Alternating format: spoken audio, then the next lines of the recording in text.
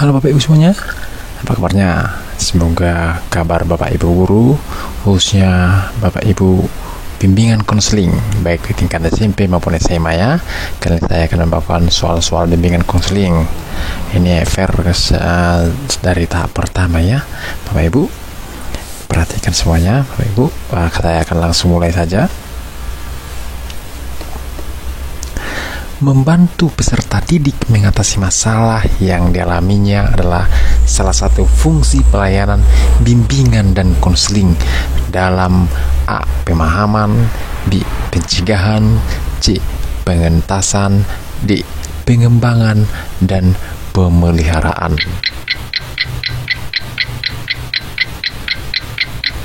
Jawabannya adalah pengentasan.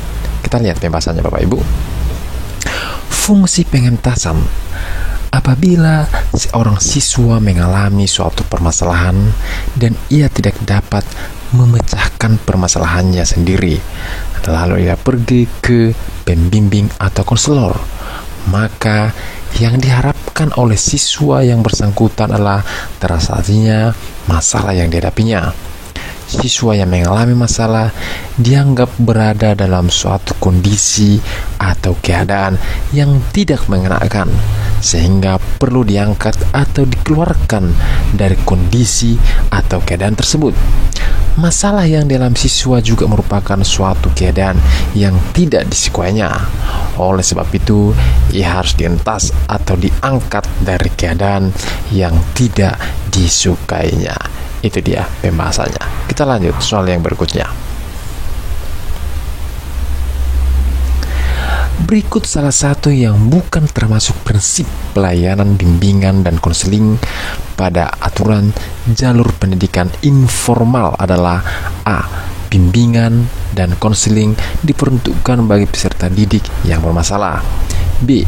Bimbingan dan konseling sebagai proses individualisasi. C. Bimbingan dan konseling menekankan hal yang positif. D.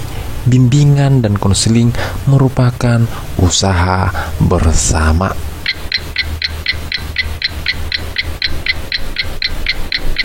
Jawabannya adalah B. Bimbingan dan konseling sebagai proses individualisasi. Kita lihat pembahasannya Bapak Ibu. Bimbingan dan konseling sebagai proses individualisasi maksudnya bimbingan diberikan kepada semua peserta didik, baik yang bermasalah maupun tidak. Bimbingan bersifat individualisasi maksudnya setiap individu memiliki sifat yang berbeda satu sama lain.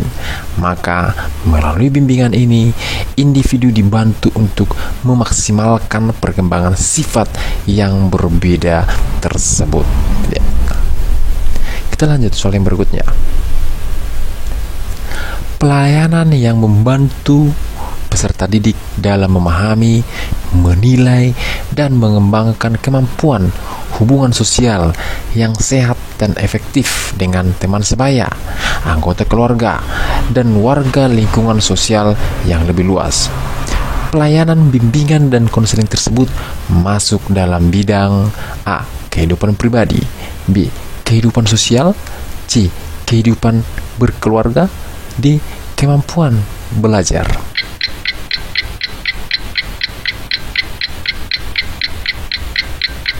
Jawabannya adalah B. Kehidupan sosial. Kita lihat pembahasannya. Dalam bidang bimbingan sosial dalam kehidupan sosial, yaitu bidang pelayanan yang membantu peserta didik dalam memahami dan menilai serta mengembangkan kemampuan hubungan sosial yang sehat dan efektif dengan teman sebaya, anggota keluarga, dan warga lingkungan sosial yang lebih luas.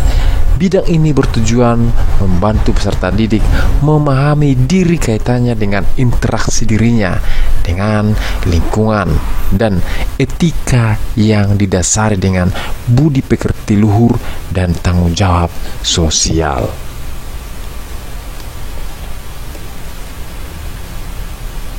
Soal yang berikutnya, karakteristik perkembangan peserta didik pada pendidikan informal tidak begitu mencolok karena A.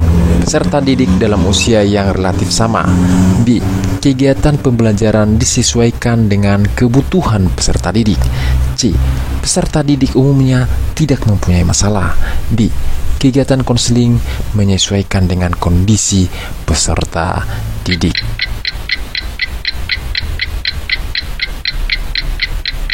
Jawabannya adalah D. Kegiatan konseling menyesuaikan dengan kondisi peserta didik. Kita lihat pembahasannya.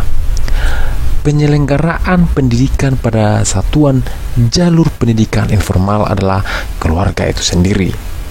Pendidikan setara non-formal yang dilakukan pada pendidikan informal adalah homeschooling. Pada penyelenggaraan pendidikan homeschooling ini, peserta didik hanya terdiri dari beberapa orang, bahkan hanya satu orang saja. Kondisi ini membuat peserta didik kurang melatih peserta didik untuk berkomunikasi dan berhubungan dengan lingkungan yang lebih banyak, sehingga ada kecenderungan muncul masalah dalam bersosialisasi dengan lingkungannya. Dilihat dari perkembangan peserta didik, umumnya peserta didik dalam homeschooling dalam tahap perkembangan yang sama, sehingga tugas perkembangannya pun dalam usia yang sama. Untuk itu, pelayanan bimbingan dan konseling pada satuan jalur pendidikan informal lebih berorientasi pada ketercapaian tugas-tugas perkembangannya, di samping juga membantu peserta didik dalam pemecahan masalah.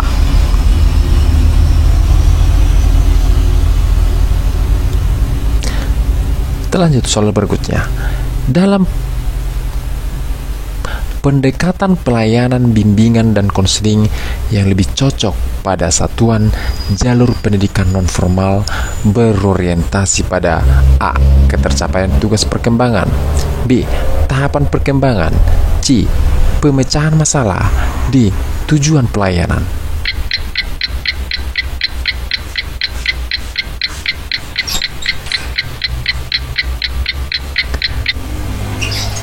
Jawabannya adalah C. Pemecahan masalah.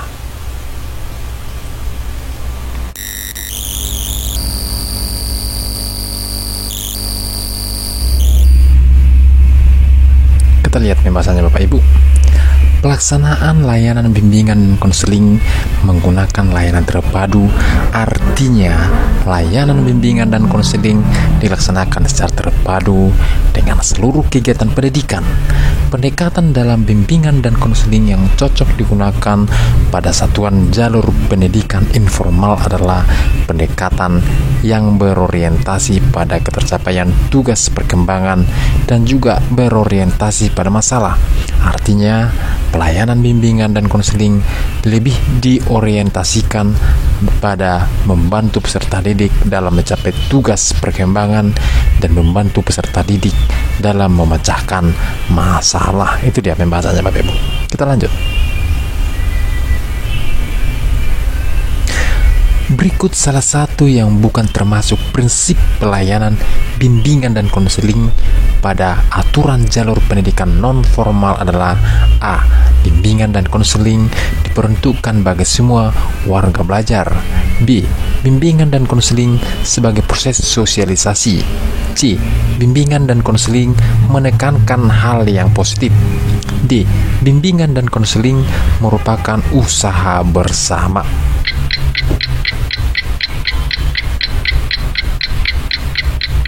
Jawabannya adalah yang D. Bimbingan dan konseling merupakan usaha bersama. Kita lanjut soal yang berikutnya. Pelayanan yang membantu warga belajar mengembangkan kemampuan belajar dalam rangka mengikuti pendidikan sekolah dan belajar secara mandiri. Pelayanan bimbingan dan konseling tersebut masuk dalam bidang A. Kehidupan pribadi, B. Kehidupan sosial, C. Pemahaman diri, D. Kemampuan belajar.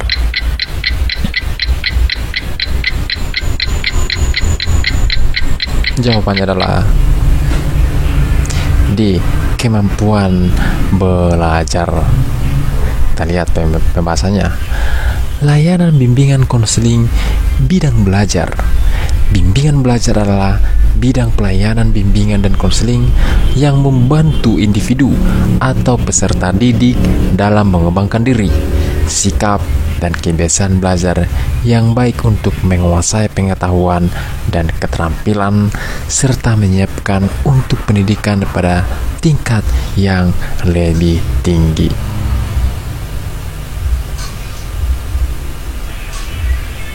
Kita lanjut soal yang berikutnya. Salah satu alasan pentingnya pelayanan bimbingan dan konseling pada satuan jalur pendidikan non-formal adalah A. Bervariasinya usia warga belajar. B. Setiap individu tidak dapat berdiri sendiri sehingga perlu bantuan orang lain. C. Kecenderungan masalah yang dihadapi warga belajar pendidikan non-formal lebih banyak muncul. D. Individu yang belajar pada jalur pendidikan non-formal pasti bermasalah.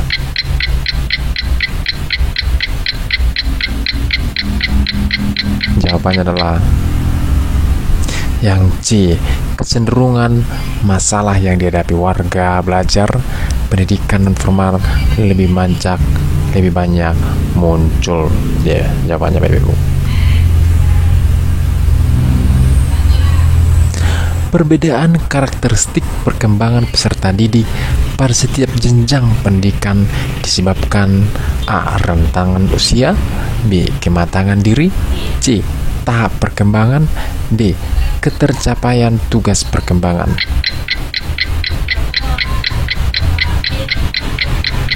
Jawabannya adalah C. Tahapan perkembangan. Kita lihat pembahasannya. Pemahaman terhadap tahapan dan karakteristik serta aspek yang mendukung dan yang menghambat secara praktis dapat membantu guru antara lain. Pertama, untuk mengetahui apa yang diharapkan dari siswa.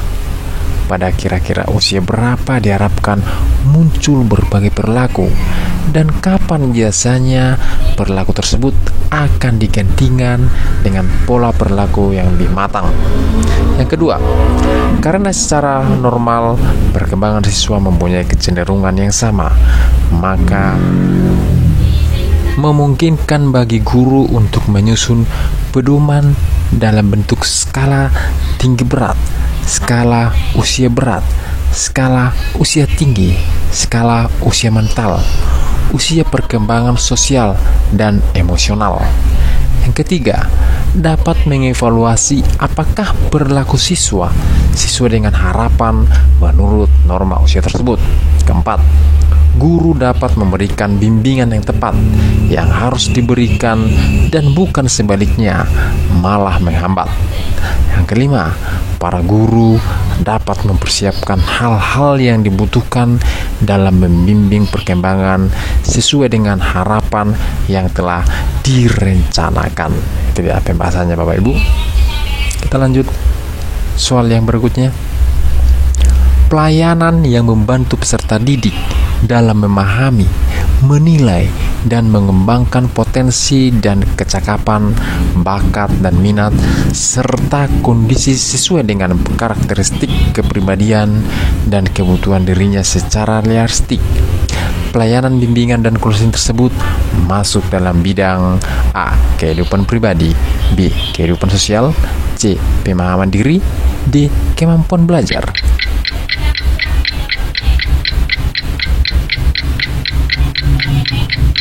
Jawabannya adalah A. Kehidupan pribadi. Kita lihat pembahasannya. Layanan bimbingan dan konseling pribadi sosial adalah layanan konseling yang diberikan khusus untuk menangani masalah pribadi dan sosial yang dialami seorang klien.